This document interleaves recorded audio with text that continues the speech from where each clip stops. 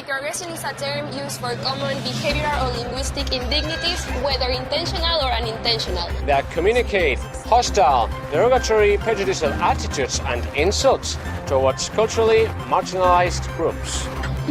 In the case of this investigation, we have focused solely on microaggressions towards women, specifically two. Firstly, mansplaining, a systematic and institutionalized form of oppression that silences women, implicitly disclosing the lesser value of the female voice. We also wish to look into the receiving side of mansplaining. Do children retain information differently when given to them by a male or a female teacher? And lastly, how gender stereotyping in primary school classes and how they affect in relationships of power between them. The term mansplaining first emerged in the shape of an idea in 2008. That year, an American writer called Rebecca Solnit published an essay named Men Explain Things to Me that appeared in the Los Angeles Times. Solnit didn't use the word mansplain as such, but she did give an explanation to it, citing a situation when a man had described a book to her without acknowledging that she was the one who wrote it. Afterwards, this word appeared online about a month later in the comments section of a website called LiveJournal Community. Awareness increased slowly but steadily, mostly on feminist blogs, until it was suddenly all over the place. Furthermore, this neologism is present on two levels: in a micro level, in the workplace and the classroom, and in a macro level, in politics, religion, and leadership roles worldwide. Have you ever experienced any kind of gender discrimination in your academic life, whether as a student or as a teacher? Well, as a student, I don't remember being discriminated by my gender. But as teacher, I have some stories.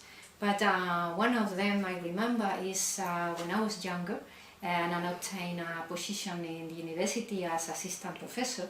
And I think some students had problems to accept me as a teacher.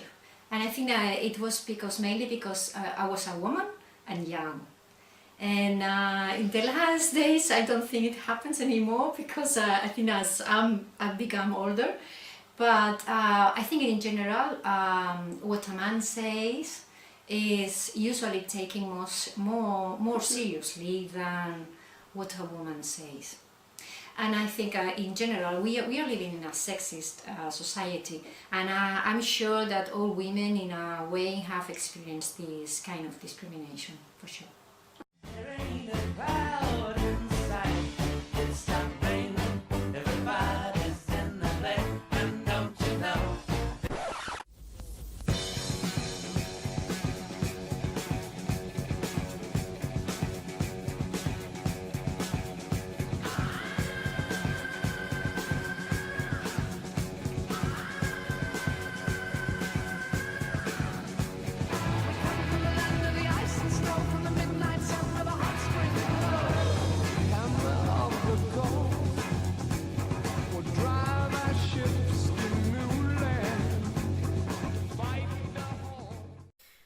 In this experiment, a male teacher and a female teacher met with an heterogeneous group of 19 children in an assortment of ages between 6 and 12 years old and gave them instructions as what we were going to do.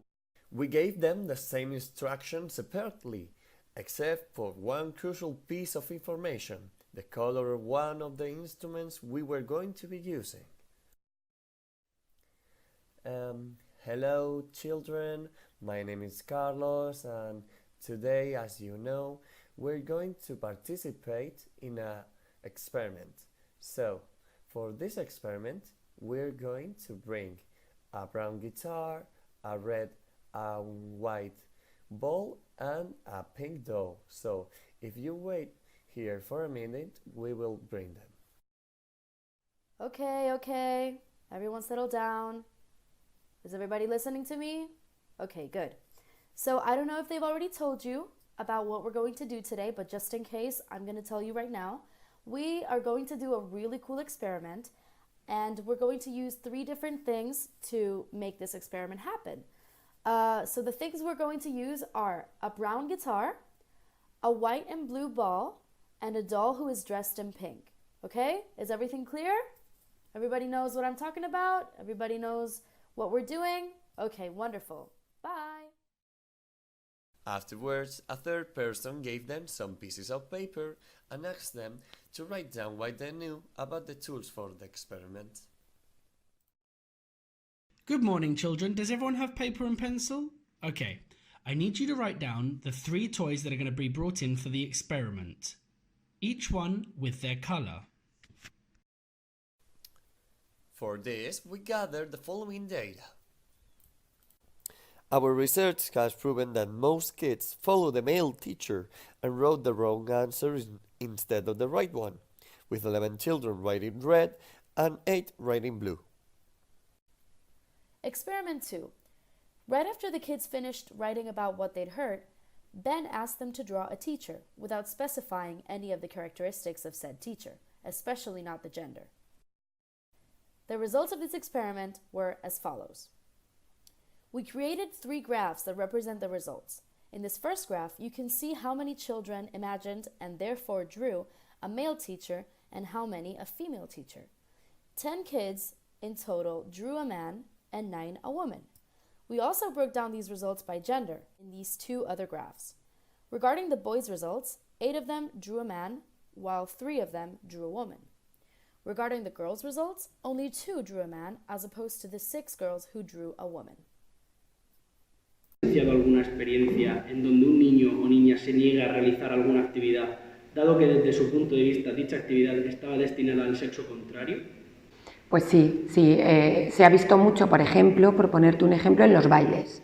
Cuando hacemos a lo mejor el baile fin de curso, pues hay pasos que ese paso es de chica, más lo quizás los chicos, ese paso es de chica, no quiero hacer eso, o si queremos hacer una pareja que hagan algo, es que yo no pienso salir ahí con la niña a hacer eso sí que es bastante lógico y normal que pase.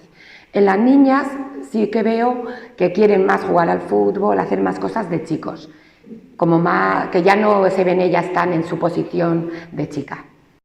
Sí, sobre todo por mi profesión, que es profesor de educación física, se ve muy claro ese tipo de situaciones. Por ejemplo, cuando damos fútbol, por ejemplo, las niñas, la mayoría, a lo mejor hay 1 o 2 que sí, pero la mayoría no les gusta. Iniciamos una actividad y a lo mejor se van, quiero beber agua, se sientan aparte y no quieren realizar esa actividad. ¿Crees que en el centro se hace suficiente para combatir estas actitudes? Considero que sí.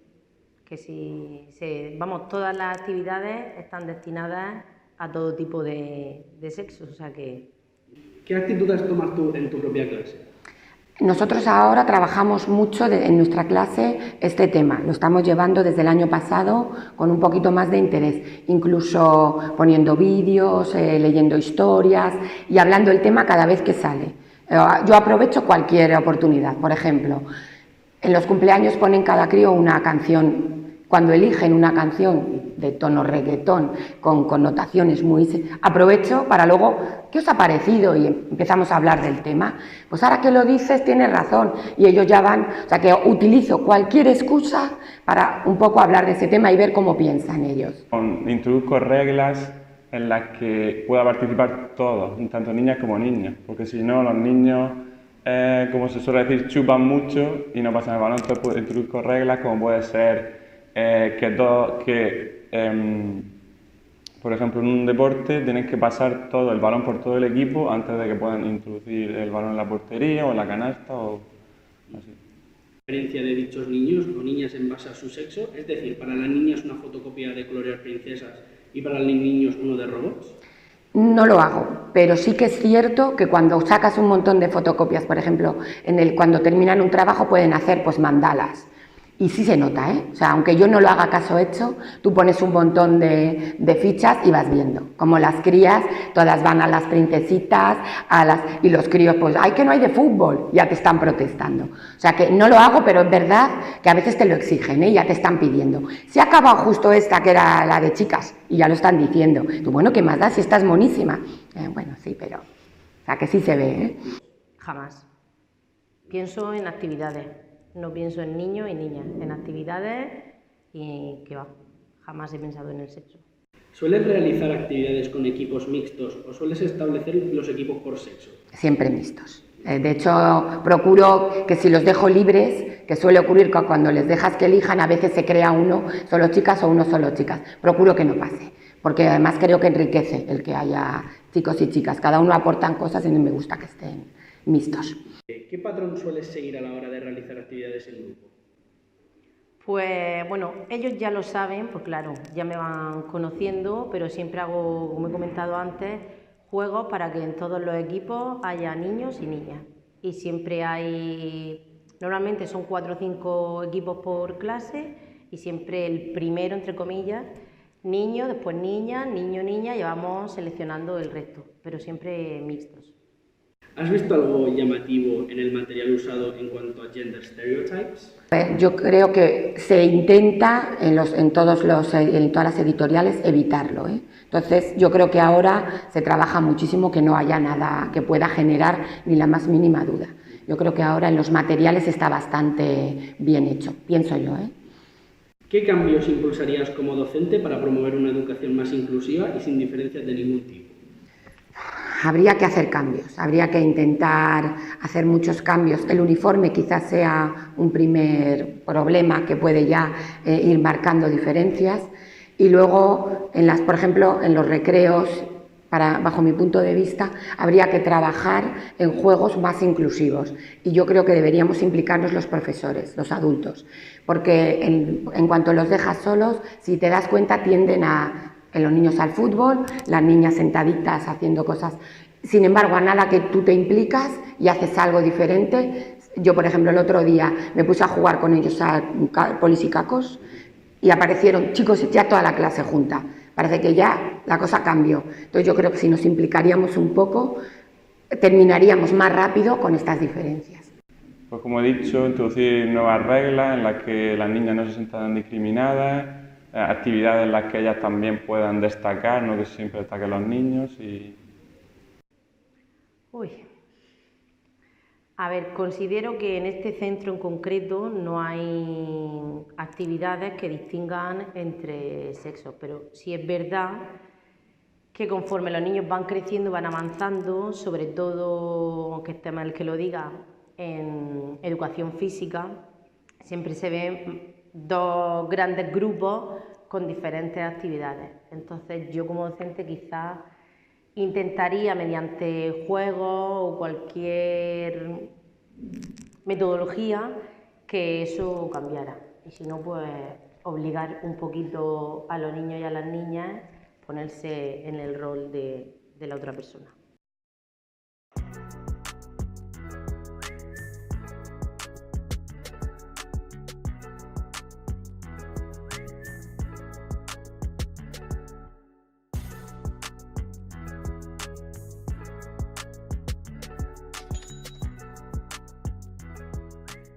En tu experiencia profesional, ¿has presenciado algún suceso en el cual un niño o una niña se niegue a realizar alguna actividad, dado que desde su punto de vista dicha actividad estaba destinada al sexo contrario? En mi experiencia no.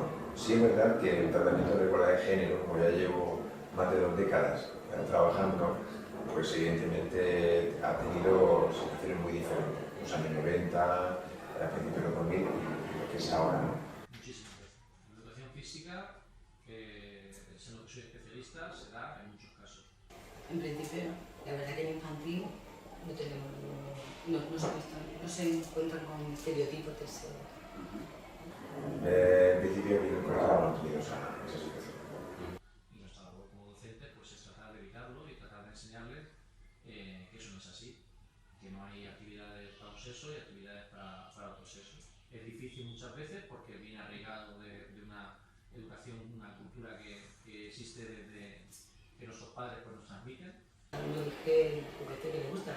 Cuando toca el rincón del simbólico, si el niño quiere jugar a las cocinitas y ser mamá, pues quiere vestir de princesa o de dragón, tampoco hay problema. Igual que si una niña se quiere vestir de pirata o ser un caballero, o si quiere ser una princesa, pues perfecto. Y hay muchos niños y niñas que entienden que esa actividad no es para ellas o que esa actividad no es para ellos. Nos pasa, por ejemplo, con la expresión corporal, cada vez que hay que hacer las unidades didácticas de ritmo y expresión, pues pues hay muchos chicos que eso de niña, no quiero bailar, no quiero tal. Bueno, pues ahí existe la labor docente, ¿no?, y pedagógica que realizamos los profesores para tratar de que vean, de enseñarles que eso no es así. Nos pasa también pues, con los deportes, muchas veces el fútbol, el baloncesto, pues hay muchas chicas que dicen que sudan, que eso no es de chicas, eso no es de...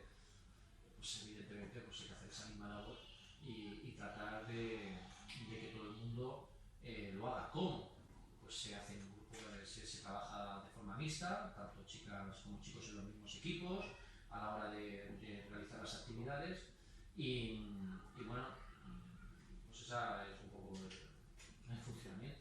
¿Crees que el centro hace suficiente para combatir estas actitudes? Más que combatirlo, que hacemos una supervisión. Todos los centros escolares y todos los maestros y todas las maestras nos inculcan desde que empezamos a trabajar y desde que nos formamos tratar de, no de perseguir, sino de identificar todo este tipo de situaciones y paliarlas. Que no se dé en ningún momento una situación de desigualdad.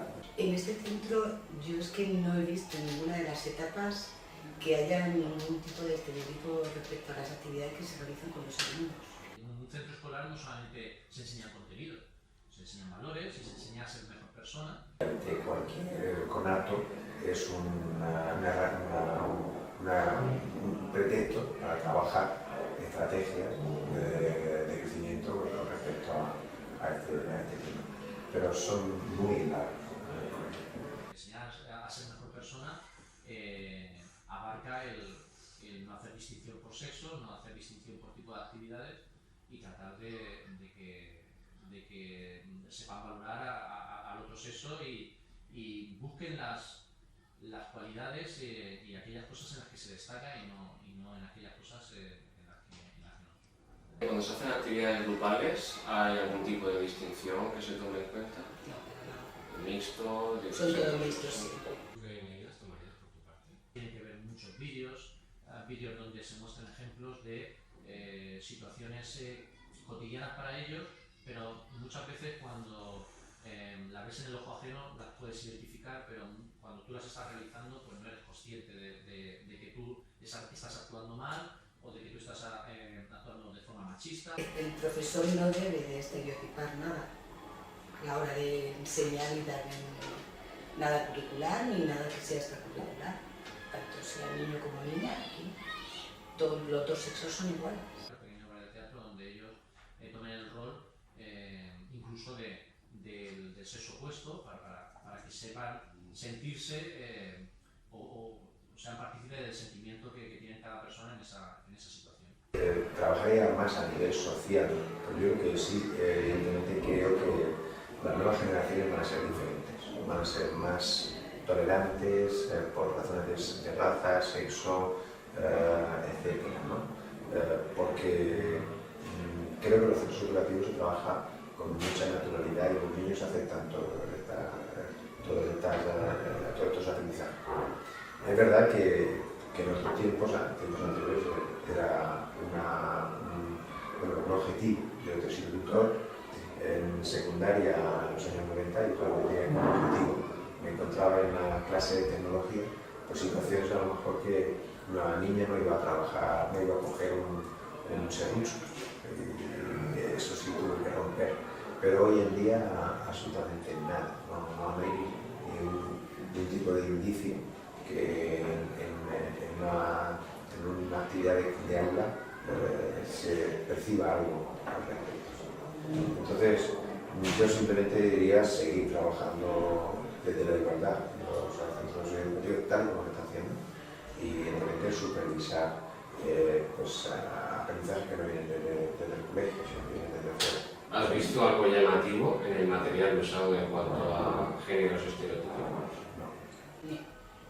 No, ya te digo que aquí no, incluso con lo que trate, ya te digo que es algo muy de los niños pequeños cuando juegan en el simbólico de disfrazarse, pues no te aparece un niño con una falda de flamenca, que te aparece con el gorro de pirata y la falda de flamenca. Material escolar, recursos escolares, educativos y tal, no, todo lo contrario. Los propios alumnos por sí mismos sean capaces de agruparse de forma mixta, sin necesidad de que tú intervengas en las agrupaciones. Este tema lo llevan con mucha atención, ¿no? Entonces, claro. Tratamos de realizar o poner esos condicionantes a la hora de los agrupamientos para que no haya diferenciación por sexo. Y a la hora de realizar actividades del grupo, ¿se suele seguir algún patrón concreto relacionado con este tema? Bueno, la conversación chico-chica siempre es importante, que enriquece mucho siempre el grupo. Cuando buscamos un trabajo cooperativo, hacer grupos, pues evidentemente buscamos esa conversación. Cuando hacemos grupos de clase, también que estén lo más compensado posible. Evidentemente el niño es diferente a la niña en cuanto a su genética, su manera de responder hacia ciertos aprendizajes, y creo que ahí que viene bien esa compensación. Pero evidentemente dentro de lo que podemos buscamos que haya igual participación. A la hora de crear estas actividades se puede pensar en alguna preferencia, ¿verdad?, entre niños y niñas en relación a estereotipos, como fuera ser niño, un robot, una niña, princesa. El uso del material viene más por la percepción de que la usa que del propio material. Quiero decir, un balón es un balón. El uso que tú quieras hacer con él depende del bagaje cultural que tú hayas tenido previamente. Es cierto que si tú le das un balón a un chico, probablemente se ponga a tirar a la canasta o a jugar al fútbol. Y si tú le das un balón a una chica, muchas de ellas jugarán al fútbol y tirarán al baloncesto, pero habrá otras que se dediquen a lanzarlo al aire, a cogerlo, a hacer otro tipo de actividades con actividades supuestamente más femeninas. Tengo niños y niñas sin preferencia. Es verdad que a lo mejor hay ciertos deportes como el fútbol que sí espontáneamente lo suelen escoger, pero bueno, eso ya no siempre es una elección que hace la familia, ¿no? Que hace el niño. Pero lo que son actividades escolares, no tenemos ninguna situación donde haya más preferencia por ser niño o por ser niña. En clase no se estigmatiza a los niños con un color y a los niños con otro. El niño puede tener el color rosa y es precioso. Les tienes que dejar experimentar, tienes que ver qué hacen con el balón, porque tampoco la intervención, o sea, tú tampoco, es que al final ellos tienen unos prejuicios, tú le vas a meter otros, o sea, ellos tienen que buscar esas utilidades, tienen que experimentar, y tú tienes que ver, tienes que ser un observador. Tu labor docente no solamente está en la intervenir, muchas veces la mejor intervención es simplemente la no intervención, el estar observando, el tomar nota, porque muchas veces si intervienes antes de saber la realidad de tus alumnos, pues al final lo estás haciendo de manera equivocada. Bueno, pues eso sería todo. Muchas gracias. So, and the last question, how do you consider we should act regarding gender stereotypes? Well, I think it's important the explicit messages that we give to children. We can say that for men and women in our society, at least in our society, anything is possible. But I think we should work also on these hidden messages that we give.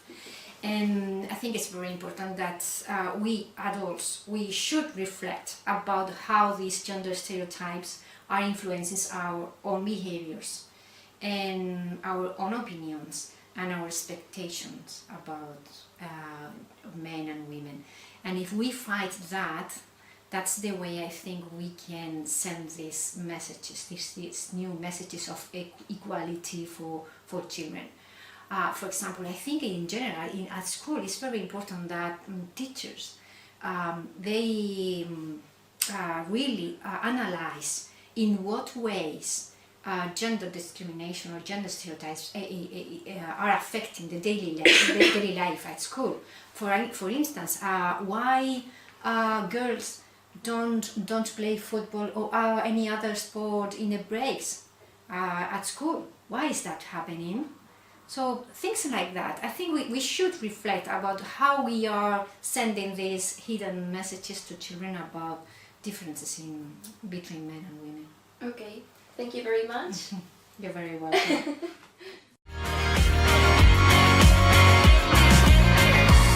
Every day hiding from the sunshine, wandering in the shade. Not too old, not too young, every night again, dancing with the moonlight, so we're far away. The children were presented with 3 toys individually: a guitar, a ball and a doll, as we wish to see how they would differentiate between a sporty toy, a creative toy and a nurturing toy. Individually, we noticed that boys tended to go for the ball first, quite aggressively, hitting the walls, making noise with no real regard for where they were, whereas girls went for the guitar quite softly, and those who did go for the ball tended to have more regard of where they were and the situation.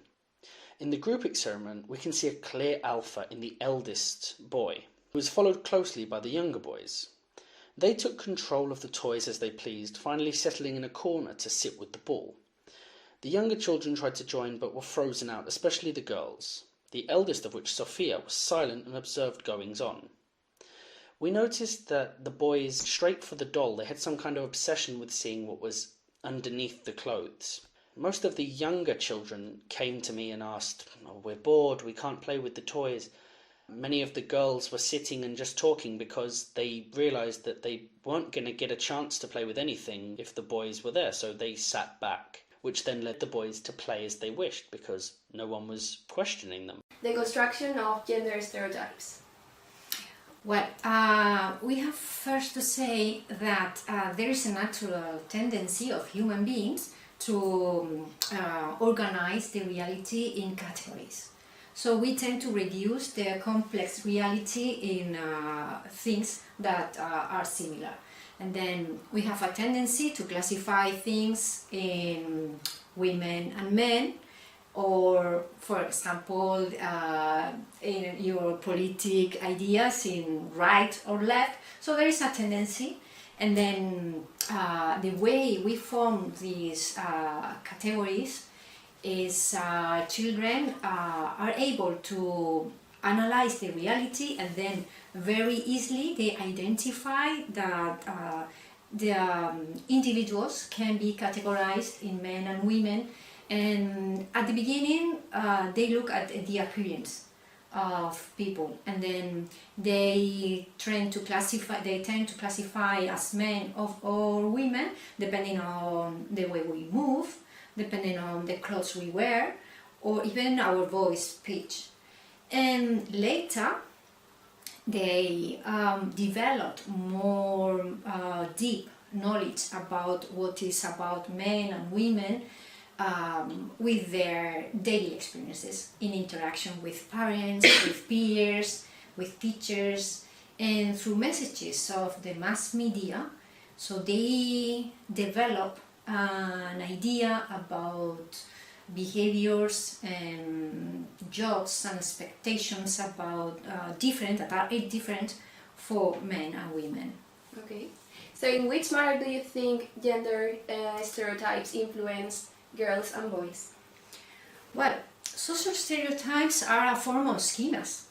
And then once you have formed a schema about men and women, they help you understand social life, and then makes you generate expectations about what you can expect, about behaviors or positions that men and women can have in a given society. Okay. So, how do gender stereotypes affect the construction of one's identity?